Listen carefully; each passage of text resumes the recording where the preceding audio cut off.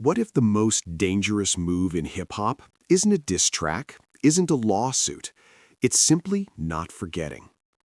Curtis Jackson, better known as 50 Cent, has spent over 2 decades proving that disrespect comes with a price. No exceptions, no expiration date. These are 10 times 50 Cent had absolutely zero tolerance for disrespect. See how your mouth makes things happen? Good guy, man. You just gotta keep him. I said on Instagram. Oh no, because I let her lick my. Think so. Right now, he owes, and I'm going to say it in a short way, at least 80,000, if not 180,000. This is crazy. You're 25 years old. Why are you still talking about child support? If I didn't say anything, you would interpret it as hip hop is fine with this. Curtis 50 Cent Jackson didn't build his reputation on hit records and business deals alone. He built it on one rule. Disrespect him, and he'll make a public example out of you. Not quietly, not privately, in front of the entire world. And the people who learned that lesson the hardest didn't always come from the streets. Some of them came from boardrooms. Steve Stoute is one of the most powerful music executives in hip-hop. He managed Nas, brokered deals with Jay-Z, and built Translation into a marketing empire. More importantly, he and 50 had real business history together. Vitamin water, sneaker deals, partnerships that made both of them genuinely rich. So when Stoute went on Hot 97 in 2014 and was asked to name his top 5 most influential artists, leaving 50 completely off the list felt personal. This wasn't a random blogger talking reckless.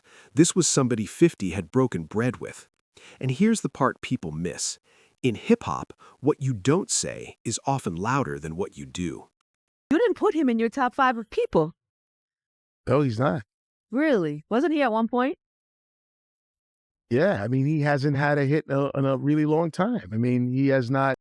Stoute reportedly said 50 was always gearing up for something that never materializes, called his last great song, I Get Money, said his brand was business, not artistry. Those words traveled fast.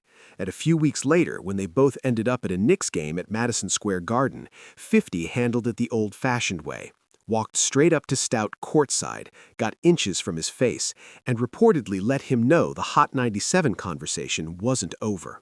Security was right there, cameras everywhere, and 50 genuinely did not care. In a sit-down interview shortly after, he broke the whole thing down. And it felt like he just wanted confirmation of what he thought was going on the street.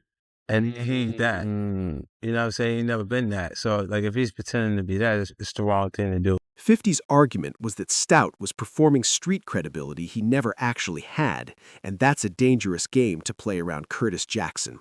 Then he dropped the line that summed the entire situation up in one sentence. He was on the air and he said, well, now that he's not with the actual record company, and maybe he can get the record played. And now it's playing, Steve. See how your mouth makes things happen? Good guy, man. You just got to keep him talking. And the more he talk, the more things. The message to the industry was as clear as it gets. You can sit on boards, manage megastars, broker 9-figure deals, but if you talk reckless about Curtis Jackson on a public platform, you will see him face to face every single time. Confronting executives courtside is bold, but when the disrespect comes from someone you used to date and she questions your entire identity on national television, the response has to operate on a completely different level. 50 and Vivica A. Fox reportedly dated in 2003. He shouted her out at the BET Awards. They showed up matching at the VMAs, briefly hip-hop's power couple. The relationship burned out in under a year and left marks on both sides. For nearly a decade, they kept it relatively quiet, occasional jabs, nothing major. Then, in 2015, Vivica walked onto What Would Happens Live and detonated whatever piece was left. What were your thoughts when 50 Cent blamed the second season ratings dip on gay stuff? First of all, the pot calling the kettle black is all I'm saying. The room reportedly went silent.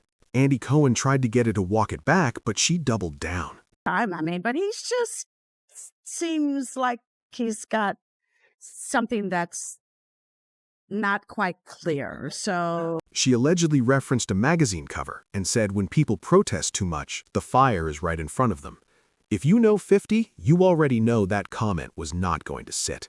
A few months later, he pulled up to that same show, sat in that same chair, and delivered what many consider the most unfiltered clapback in late-night television history. I said on Instagram, too, I said, oh no, because I let her lick my ass. She thinks I'm gay.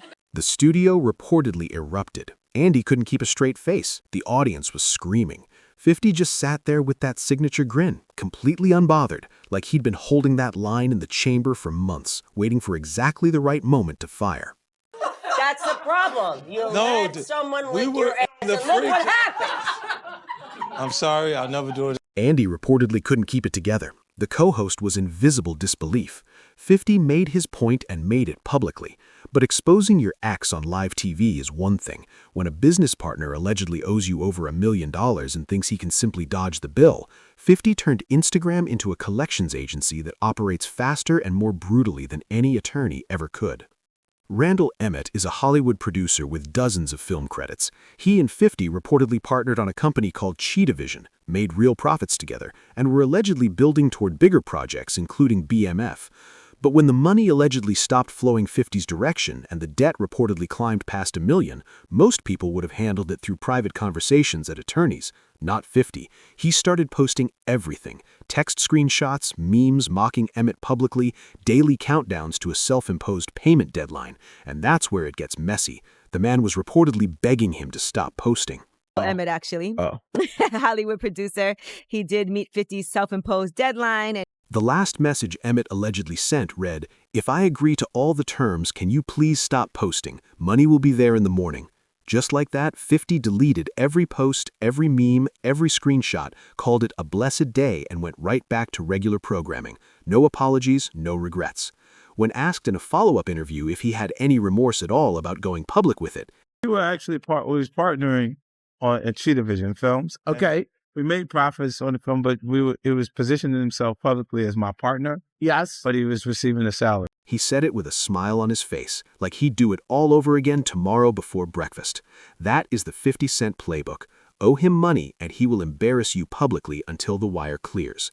But pressuring Hollywood producers is one tier of beef entirely. When 50 gets hold of your landlord's personal phone number and your building's surveillance footage, the damage reaches a completely different altitude. The friction between 50 and Jim Jones runs all the way back to the mid-2000s Dipset versus G-Unit era. But while Cameron eventually made peace, Jones reportedly kept going, allegedly calling 50 a sucker on The Breakfast Club, reportedly tying him to Diddy's legal problems. So 50 didn't respond with bars, he responded with a recorded phone call to the landlord of Jim Jones's own podcast studio. And here's the thing, the landlord talked freely. Regret taking your beef with Randall to social media? No, I got me paid right away. What's your... The landlord, identified as Sam, reportedly laid out everything. The lease Jones allegedly wouldn't sign, the partnership agreement Jones was allegedly violating, and he even reportedly offered to sell 50 half of Jonesy's media company as a bonus arrangement. Trying to build it, but he won't sign the lease. He's like, I don't like these terms. I want like 6 months of build out. And ridiculous. Then came the number that made the whole situation impossible to spin. We also have a partnership agreement where half of what he's building now, his media, belongs to us. But he won't tell us how much he's making and doing all these things. $80,000 to $180,000 in alleged back rent on a podcast studio. 50 posted all of it publicly. But the real moment came in early 2026 when surveillance footage allegedly surfaced showing Jones physically kicking the door to his own studio trying to get inside. 50, who claimed co-ownership through Sam, reportedly posted that footage set to Biggie's Kicking Down Doors instrumental and captioned it, "Sam is my partner, I own the joint. Fix every door you kick or I'm going to kick your ass, Jimmy." Jones tried to play it off on Instagram with a casual response like it was nothing, but the footage had already gone viral. His credibility had taken another massive hit, and even people reportedly in his own camp had to admit the obvious. Right now, he owes, I'm going to say it in a short way, at least 80,000, if not 180,000. No bars needed, just business receipts and a security camera.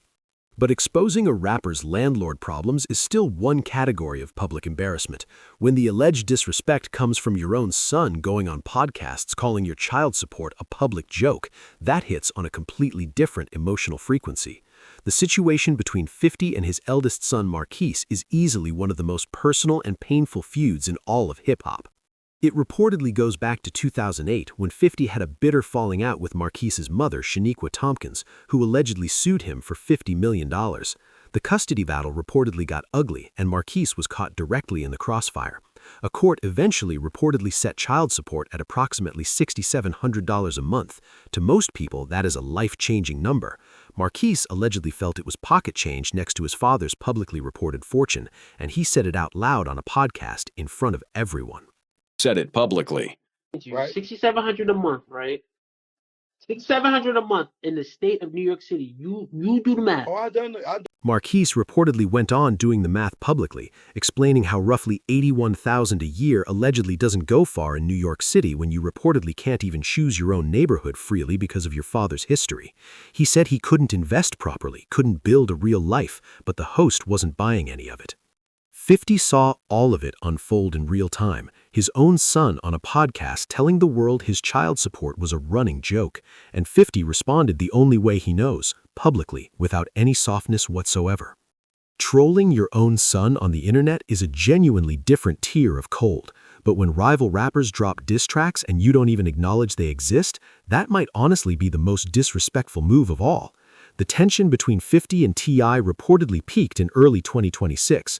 T.I. allegedly sat down on a podcast and declared he'd lost all respect for 50's character, reportedly called him a rat, said he allegedly backed out of prior commitments, said he no longer wanted to share stages with him.